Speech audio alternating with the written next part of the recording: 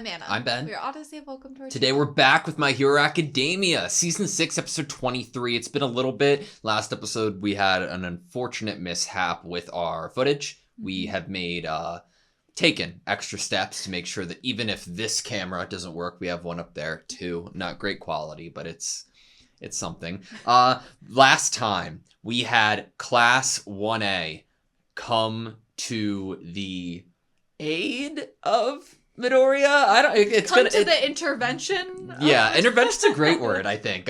You all might want to be, you know. Mm-hmm. You don't have to do this all alone, man. I'm excited to see it play out. I am nervous for it to play out, though. There's obvious. I mean, with any intervention, there is the person that is being intervened against probably isn't going to be the happiest. So it's a little bit tense. How all out will they go against each other? Yeah. I don't imagine Midoriya would ever try to cause actual harm, but he's also pretty groggy, and it might be hard for him to mitigate how much power he's using. But that's my question is, are they actually going to have an actual fight where fight with words? Or where everyone uses their abilities and their quirks to the best they can, and actually be serious about it? I mean, what is the stakes? What is My Hero Academia going to do here with the stakes? Good question. I'm ready to find out. You? Yeah. Sweet. Okay, that was My Hero Academia, Season 6, Episode 23. Maria, Rose, Senna, Midoriya. This is the fourth wall. It's the fourth wall. You gotta break the fourth wall sometimes. Sometimes breaking the fourth wall is the best. Don't tell that to the people inside of the wall. They're already afraid enough. I don't know why I am so angry about these people. I understand. No, they were welcomed in. I don't agree with them, You were welcomed in. Beggars can't be choosers. You were allowed to come stay in this cushy, walled-in school. Yeah. No, I feel you. If you're scared of being in the same place as this kid, then you leave. Yeah. He's a student there. You're not. I know. But I don't know. It's obviously I get why they're scared. I'm still angry about it because we're the people telling them to come here for their protection, and then it's all right, trust us, trust our plan. This is part of that plan, and there's some doubt to that plan. I mean, I don't know how I'd feel if I were in their shoes, but I think I'd also just be so thankful that I was even allowed to come into this walled-in area with a bunch of hero students and professional heroes there to protect me, and food and water and a place to sleep. You know what I'd say? From all of the people that are rioting and jailbreakers. I agree with you, and I think that in response, I would say something along the lines of Todoroki. Todoroki to Midoriya this episode, I think it was him, was what if this was All for One's plan? What if he was trying to get you away from UA so that he could attack UA without you there to protect it? Sure, big explosive, big bomb, big target on your back, but it's a target for a reason. Yeah. If All for One happens to attack UA, either way, would you want him to attack UA when you have this for extra added protection? Basically another comparable hero to All Might, or without that, you know? His whole idea as a villain is wanting to completely create mass panic and mass harm, and also fuck with Deku. Yeah. Make the people that have One for All feel like they need to isolate themselves. I mean, Shigaraki was born from one of the people with One for All isolating themselves in order to protect people. And we've seen, I mean, yes, Deku has a lot of quirks now. That's cool. But all of those people lost. And what did all of them do? Some were scared to have sidekicks. Some isolated themselves from their families. They were at it alone, and they felt like they had to do it alone. Taking all the pressure and the responsibility to handle this alone so that nobody else gets hurt is an admirable thought. Mm-hmm. But through multiple instances of that, we have learned, and this is not a burden that you are supposed to bear alone. It is something that will need to be squashed once and for all so that nobody else has to feel the ramifications of it. And in order to squash that, you need to do it as a joint effort. You need to come together as a team. And I think that Bakugo had a great line in regards to like doing the things that you're not doing or can't do. Because in the fight between All For One and All Might, there was a moment that All Might was powerless, right? Like that he exerted all of his power to try to protect somebody. And in that moment of potential weakness, right? The other heroes were there to support him. And with that support, All Might was able to win that battle. Right, like when we got into UA, like there's this idea that there are different students with like different abilities and different talents. There are students that can create these enhancements to help you use your quirk better, stabilize your arm. Like there are people that have more of a healing ability, more of a rescue ability. There are people that have more firepower. They're better with like hand-to-hand combat. If we think back to Shigaraki's massive decay at the beginning of this season, we were like, okay, we need Uraraka. We need people that can fly. We need people that can float. We need anti-gravity. Like, and we've had this concept of like needing to utilize everyone's different quirks together from the very beginning. I mean, especially when you get the flashbacks of all of the other students, you know, talking to Midoriya in this episode, specifically Minetta's. We get this flashback of Sue, Minetta, and Deku all together, working as a team to do something. And with leaning on each other's abilities and utilizing each other's abilities is how victory has time and time again happened, you know? And how we also get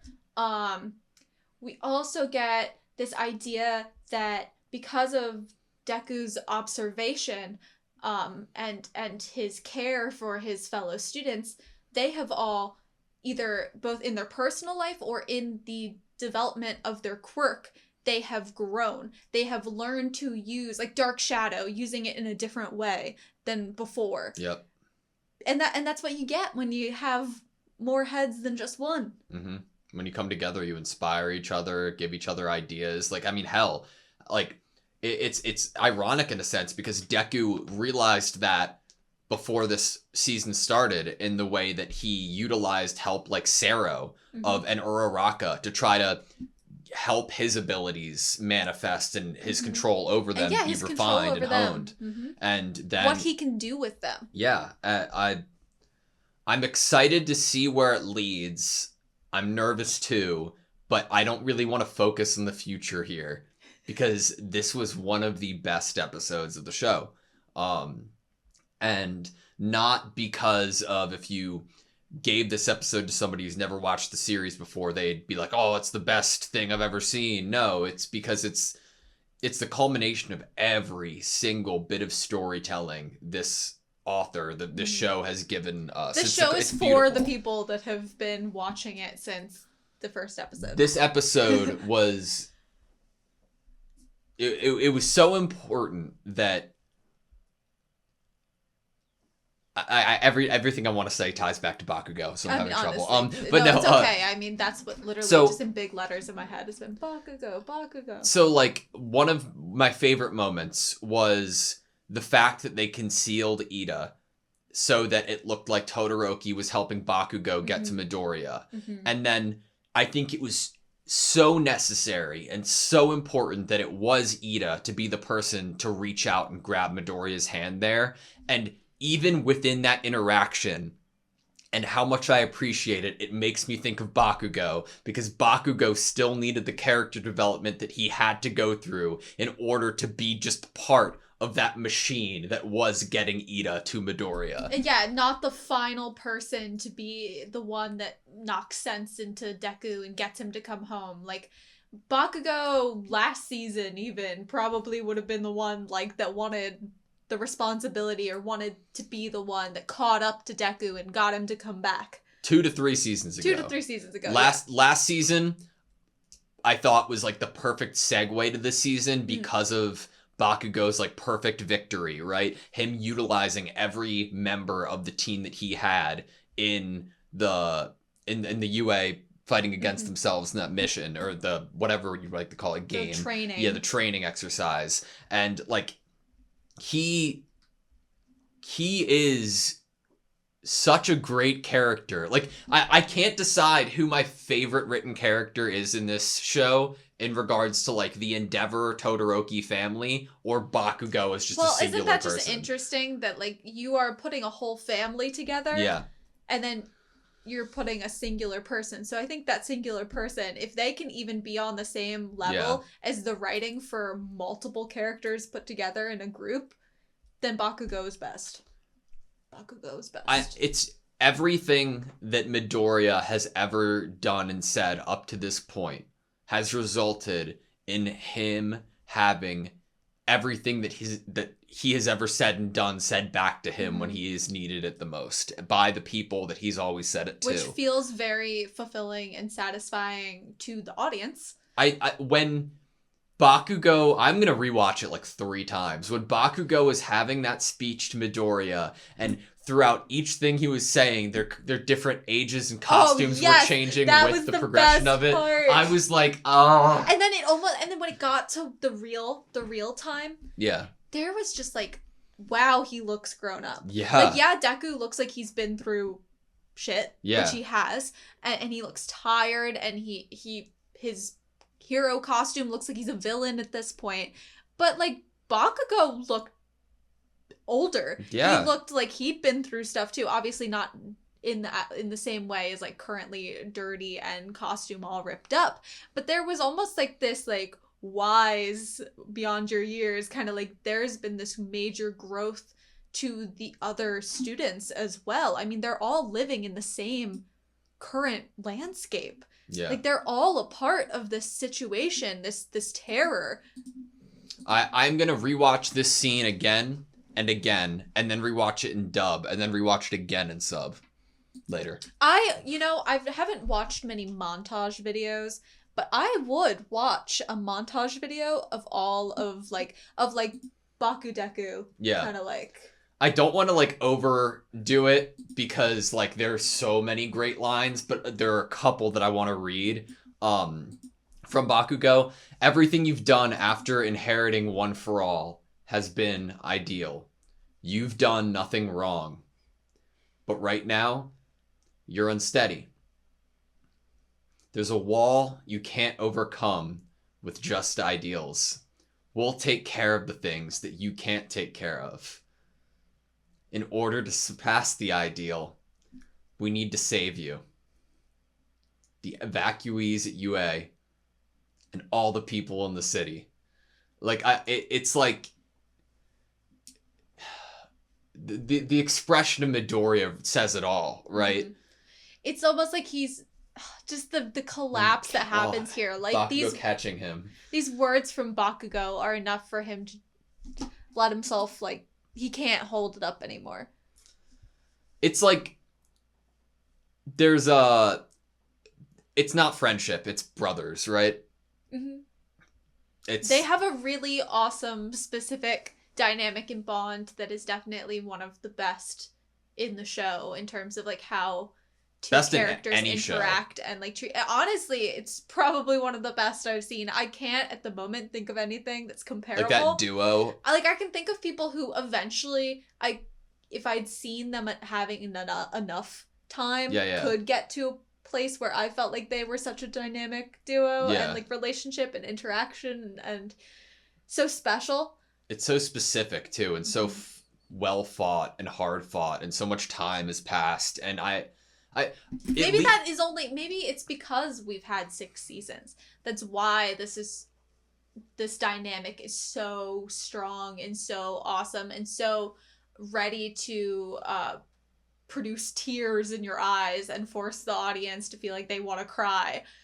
like maybe it's because of that we've had 6 seasons of watching this dynamic subtly and slightly evolve and change, even though we as viewers have known kind of all along the truths that are maybe in their hearts. Yeah. But just to have the characters themselves like get to the point where they'll even voice how they truly feel about each other. Yeah. So this is one of my favorite episodes of the series. It's like a reward. It is. I have a couple more things. Right after that from Bakugo, he had said that Deku said that he was sorry for saying that they couldn't keep up. Do you think that a bad part of Deku said that, or do you think Deku said that in order to try to push them away?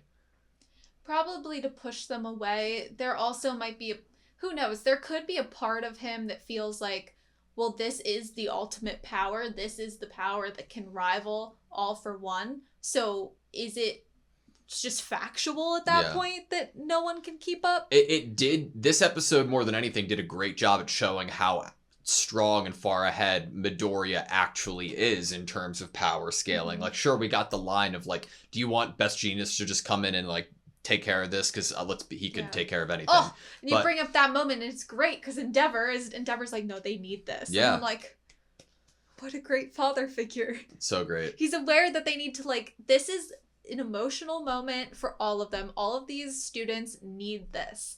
They need this moment, and they need to be able to like hash it out and say how they feel and scream at each other if they must. Yeah. I also, my last thing I guess I have at the moment is I loved that Danger Sense didn't. That was such a nice like line and idea of why emotions were a certain way and why Deku felt a certain way, and what was informing how he felt was because he knew that there was only love in what his friends were doing. It's so cheesy, it's and I love it so much. It's so my cute. favorite thing. It's adorable. It's adorable. And I love it. Yeah.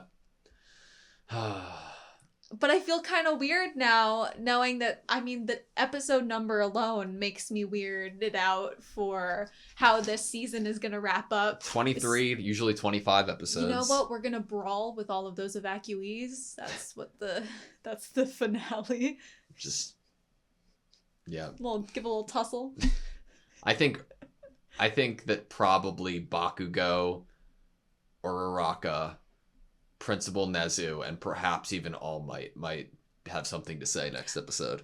Just do words even need to happen? I mean, what are these people really gonna do if you just bring this boy and oh cool, you're holding signs and you're yelling? Yeah. But are they really gonna lay a hand on anyone? Are they really, I feel like the most they might do is just like leave. Yeah, maybe. Because I don't know, but that's what I'm interested in. Like, what if they created a path? And they let Deku walk, in the path that they're all standing, making that path for him through the crowd. And, I don't expect that any of these evacuees would get so bold and brazen that they would lay hands on anyone or start a fight. The evidence is there to support Uraraka doing something, since the last line of the show went back to last season of when heroes need saving, who's going to be the one to save them. Mm-hmm. So she's just gonna use her quirk and make all of them go up in the air, just like she learned from Toga. I wonder how's Toga? I wonder how she's doing right now. I don't know. You good? Yeah. Thank you guys so much for watching this video. Please like, comment, and subscribe, and we hope to see you next time.